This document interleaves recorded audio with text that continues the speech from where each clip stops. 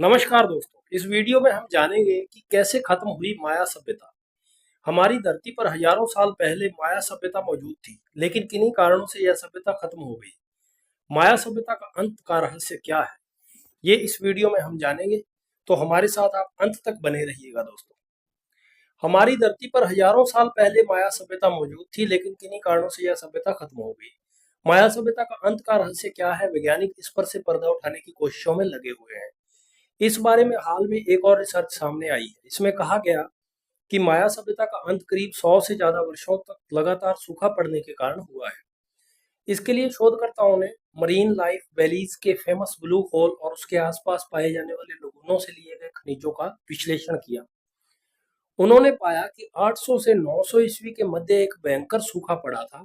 वही माया सभ्यता के अंत का प्रमुख कारण बना। लाइव साइंस की रिपोर्ट के मुताबिक छठी सदी से लेकर 10वीं सदी तक भयंकर सूखा पड़ा, जिससे माया सभ्यता का विनाश हो गया। तो आखिर क्या थी माया सभ्यता? माया सभ्यता कोलंबियाई मीसो अमेरिकी सभ्यता से पहले की मानी जाती है, जहां पर आज मेक्सिको का युकाटन नामक स्थान है। वहां किसी जमाने में माया सभ्यता के लोग रहा करते थे। इसे मेसो अमेरिकन सभ्यता भी कहा जाता है। माया सभ्यता ग्वाटेमाला, मेक्सिको, होंडुरास और युकाटन प्रायद्वीप में स्थित थी। यह मेक्सिको की एक महत्वपूर्ण सभ्यता थी। इस सभ्यता की शुरुआत 1500 ईस्वी पूर्व में हुई। यह 300 ईस्वी से 800 ईस्वी तक काफी प्रगतिशील रही, फिर धीरे धीरे इसका अंत हो गया। माया सभ्यता के लोग कला, गणित, वास्तुशास्त्र, ज्योतिष और लेखन आदि के क्षेत्र में काफी अव्वल थे। इसे कलात्मक विकास का स्वर्ण युग भी कहा जाता है। इस दौरान खेती और शहर का विकास हुआ। इस सभ्यता की सबसे उल्लेखनीय इमारतें पिरामिड हैं, जो उन्होंने धार्मिक केंद्रों के रूप में बनाए थे। दावा किया जाता है कि 900 ईस्वी के बाद माया सभ्यता के इन नगरों का ह्रास होने लगा और नगर खाली होने लगे। ग्वाटेमाला, मेक्सिको, होंडुरास और युकाटन प्रायद्वीप में इस सभ्यता के विशेष खोजकर्ताओं को मिले हैं। माया सभ्यता के लोगों का सबसे बड़ी खासियत उनकी ये थी कि उनका खगोलीय ज्ञान। माया सभ्यता के लोगों की सबसे बड़ी खासियत थी उन्होंने विभिन्न घटनाओं, धार्मिक त्योहारों और जन्म मरण संबंधी बातों का रिकॉर्ड रखने के लिए कैलेंडर बनाया था। माया सभ्यता की गणना और पंचांग को माया कैलेंडर कहा जाता था। इसका एक साल 290 दिन का होता था। माया कैलेंडर में तारीख 3 तरह से निर्धारित होती थी।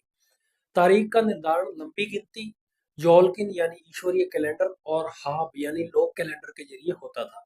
इसी आधार पर माया सभ्यता के लोग भविष्यवाणियां करते थे।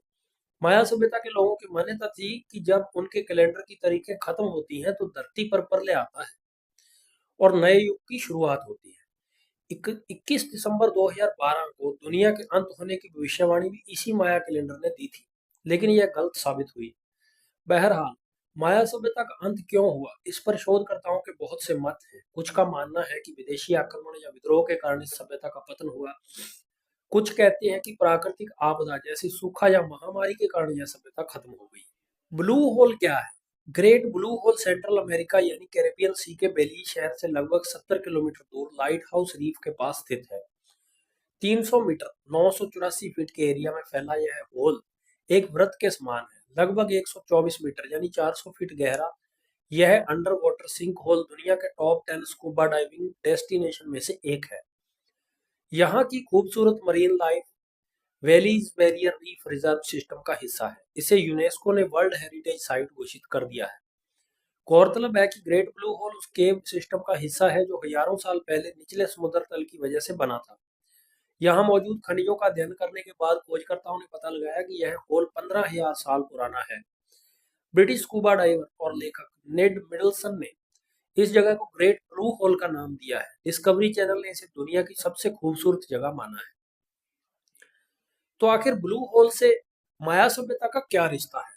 हाल में बिग ब्लू होल का अध्ययन करने के बाद वैज्ञानिकों को कुछ महत्वपूर्ण तथ्यों के बारे में पता चला, जिससे अंदाजा होता है कि माया सभ्यता के अंत संबंधी कथनों में ब्लू होल से जुड़े रहस्यों की भूमिका प्रमुख है।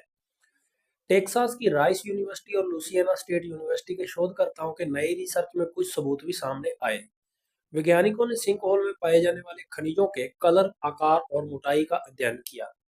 उन्होंने माया सभ्यता के अंत के समय यानी 9वीं और 10वीं सदी के दौरान खनिजों टाइटेनियम से एल्यूमीनियम की प्रकृति में होने वाले परिवर्तन से इसकी तुलना की। उन्होंने पाया कि इन दो खनिजों की मात्रा प्रकृति में बढ़ने और घटने के कारण किसी खास क्षेत्र में बहुत ज्यादा बारिश हुई तो कहीं सूखा पड़ा। तो दोस्तों, आज की वीडियो में इतना ही। आपको हमारे वीडियोस कैसे लग रहे हैं? आप हमें कमेंट करके जरूर बताएं। और अगर आप हमारे चैनल पर नए हैं तो चैनल को सब्सक्राइब कर लें और बेल आइकन जरूर दबाएं। तो फिर से मिलेंगे दोस्तों आपको एक नई वीडियो में एक नए टॉपिक के साथ। तब तक के लिए नमस्कार।